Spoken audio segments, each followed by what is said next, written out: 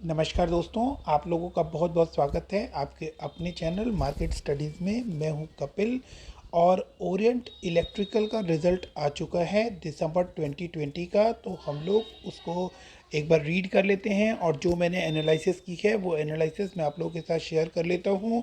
ये बहुत valuable analysis होती है और बहुत ज़्यादा एफर्ट्स लगते हैं, रिसर्च लगती है। सो प्लीज़ दोस्तों, इस वीडियो को लाइक कीजिएगा और अगर चैनल पे पहली बार विज़िट कर रहे हैं तो इस चैनल को सब्सक्राइब कीजिए, सो दैट कि मैं आगे आप लोगों के साथ इसी तरह की एनालिसिस करके आप लोगों को वैल्यू एडिशन देता रहूं। तो दोस्तों, अब हम आगे बढ़ते हैं ओरिएंट इलेक्ट्रिकल के रिज़ल्ट की तरफ। और मैं सीधे आप लोगों को पहले रिज़ल्ट की तरफ लेकर चलता हूँ, फिर हम उसके बारे में बाकी की बात बाद में करेंगे। तो अगर आप टॉप लाइन देखें तो top line year on year एक बहुत बड़ा जंप आप लोगों को देखने को मिलेगा। 496 करोड़ से 618 करोड़ टॉप लाइन में इंक्रीज दिखाई दे रहा है। और दिसंबर 19 से अगर ओपीएम देखें, ऑपरेटिंग प्रॉफिट देखें, ओपीएम की परसेंटेज देखें तो 9% से 14% एक अच्छा बड़ा नंबर निकल कर सामने आ रहा है। इसके बाद अगर आप प्रॉफिट बिफोर टैक्स देखें तो 29 करोड़ से 69 करोड़ का रिज़ल्ट इन्होंने दिया है, जो कि एक शानदार रिज़ल्ट ओरिएंट इलेक्ट्रिकल की तरफ से आते हुए। और नेट प्रॉफिट अगर आप देखें तो क्वार्टर ऑन क्वार्टर 32 करोड़ से 52 करोड़ है और ईयर ऑन ईयर 19 करोड़ से 52 करोड़ से। तो ये कंपनी वापस अपने प्री कोविड लेवल, बल्कि प्री कोविड लेवल भी क्यों, काफ़ी अच्छे लेवल्स पे आप लोगों को रिजल्ट देती हुई और क्वार्टर ऑन क्वार्टर और ईयर ऑन ईयर भी बहुत शानदार परफॉर्मेंस देती हुई आप लोग हमें नज़र आ रही है। और इसके बाद हम इसके कुछ पैरामीटर्स को और चेक करते हैं कि वो आप लोगों के लिए किस तरह से फेवरेबल रहने वाले हैं। तो 3 इयर्स का अगर हम सी ए जी आर देखें, प्रॉफिट कंपाउंड प्रॉफिट ग्रोथ देखते हैं, कंपाउंड प्रॉफिट ग्रोथ देखते हैं तो वो 88% यहाँ दिखाई दे रहा है। रिटर्न ऑन इक्विटी 3 इयर्स का 25% है और कंपाउंड सेल्स ग्रोथ 113% है। इसके बाद हम देख लेते हैं, ये कंपनी अपने डेट रिड्यूस कर रही है। Company has a good return on equity, track record आप देख सकते हैं 25.08% है। इसके बाद चार्ट्स पे जाने से पहले एक बार हम लोग देख लेते हैं कि कंपनी की मार्केट कैप 5,368 करोड़ रुपए की है। करंट प्राइस 254 चल रहा है, जो कि अपनी 52 वीक हाई के आसपास ही है। 52 वीक हाई 287 है, 52 वीक लो 138 है और इसकी फेस वैल्यू 1 है। और इसके बाद कंपनी डिविडेंड भी पे करती है। और इसके बाद हम एक बार पहले इसकी बैलेंस शीट पे आ जाते हैं। बैलेंस शीट में दोस्तों आप देख सकते हैं कि रिजर्व्स मार्च 2020 में 338 करोड़ के थे, जो कि सितंबर में 335 करोड़ के रह गए हैं। और लास्ट ईयर से कंपैरिजन करें तो रिजर्व्स काफ़ी अच्छे इंक्रीज्ड हैं, 192, 242, 285। तो ये आपको इंक्रीजिंग ट्रेंड पर ही नज़र आ रहे हैं दोस्तों।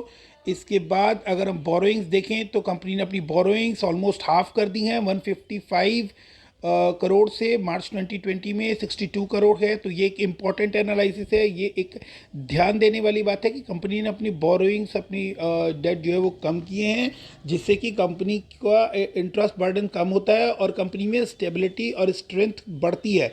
इसके बाद अगर हम टोटल एसेट्स देखें तो टोटल एसेट्स जो हैं सितंबर में 822 करोड़ रुपए के यहाँ पर रिपोर्ट हुए हैं। और अगर हम डेटा डेज देखें तो डेटा डेज एक बहुत अच्छा नंबर जो है डेटा डेज में चेंज आते हुए आपको देखने को मिलेगा, 8877 और मार्च 2020 में 64 है। अभी इन्होंने उससे आगे के नंबर यहाँ पर शो नहीं किए हैं।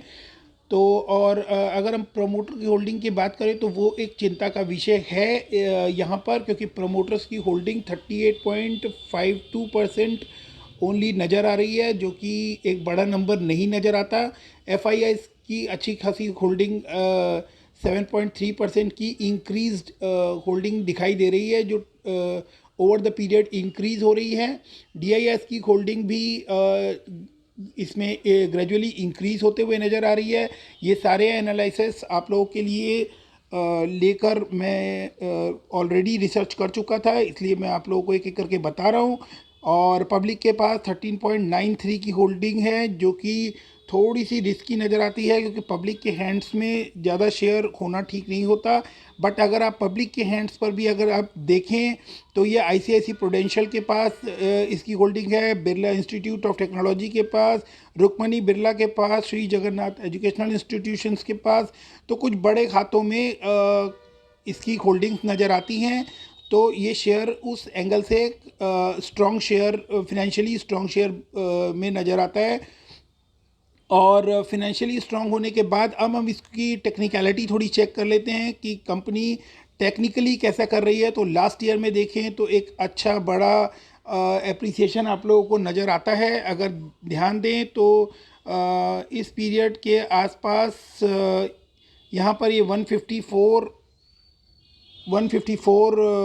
मार्च में ये 154 पे ट्रेड कर रहा था, जो कि अब 254 के आसपास ट्रेड कर रहा है। तो एक साल में इसने 100 नंबर्स की जंप दिखाई है, और ये एक अच्छा परफॉर्मेंस है, और इसके बाद ये कंटिन्यूअस अप्रिसिएशन की तरफ है। तो दोस्तों, इसका जो नेक्स्ट टारगेट जो नज़र आ रहा है, अगर ये 260 को 260 270 का जो लेवल है ये क्रॉस करके, इसका जो अगला टारगेट मैं आप लोगों को देना चाहूँगा, वो अगला टारगेट होगा, इसका जो फर्स्ट रेजिस्टेंस लेवल अगर बनेगा तो वो इसके फैब के पीरियड के आसपास का 276 के आसपास का बनेगा। 276 अगर इसने क्रॉस किया तो ये एक अच्छी रैली आगे आप लोगों को दिखाएगा। अभी ये अराउंड 254 के आसपास ट्रेड करता हुआ नज़र आ रहा है। और अगर ये नीचे आता है दोस्तों, तो आप लोग इसको अराउंड 230, इसको आप लोग यहाँ से 230 की तरफ ये अगर आता है, नीचे आप लोगों को एक डिप पे मिलता है, तो 230 पे इसके ऊपर फ्रेश बाइंग कर सकते हैं। आप लोग अपनी रिसर्च कंप्लीट करें और अपने फाइनेंशियल एडवाइज़र से बात करें। मेरे या किसी और के कहने पर किसी भी शेयर को परचेज़ करने की ज़रूरत नहीं है। तो क्योंकि बाद में प्रॉफिट होता है तो वो सबको बहुत अच्छा लगता है, और अगर किसी एक कंडीशन में लॉस होता है तो वो फिर किसी को अच्छा नहीं लगता, और फिर वो दूसरे के सर मरने की कोशिश की जाती है। तो दोस्तों, बेटर होगा कि आप अपनी एनालिसिस खुद करें और प्रॉफिट एंड लॉस के लिए खुद जिम्मेदार बनना सीखें। तो यहाँ पे मैं आप लोगों को इतना बता सकता हूँ कि कंपनी फिनेंशियली और टेक्निकली साउंड नज़र आ रही है। कंपनी ने अच्छा प्रॉफिट दिया है। कंपनी कंटिन्यूस ग्रोथ की तरफ आगे बढ़ रही है। कंपनी ने अपने डेट रिड्यूस किए हैं। कंपनी का ROE बहुत स्ट्रॉन्ग दिख रहा है। तो दोस्तों, इसके बाद बाकी के एनालिसिस भी मैं आप लोगों के साथ शेयर करूंगा दूसरे शेयर्स के बारे में। अगर आपको ये वीडियो पसंद आया हो तो इस वीडियो को लाइक कीजिए, और अगर आपने अभी तक मेरे चैनल को सब्सक्राइब नहीं किया है तो प्लीज़ इसे सब्सक्राइब करके हौसला बढ़ाइए, सो दैट कि मैं आगे भी आप लोगों के लिए इसी तरह के शेयर और उनके रिपोर्ट रिजल्ट्स एनालिसिस करके और आगे के टारगेट्स एनालाइज करके आपको बता सकूं। तो thank you guys, have a wonderful day. Thank you so much.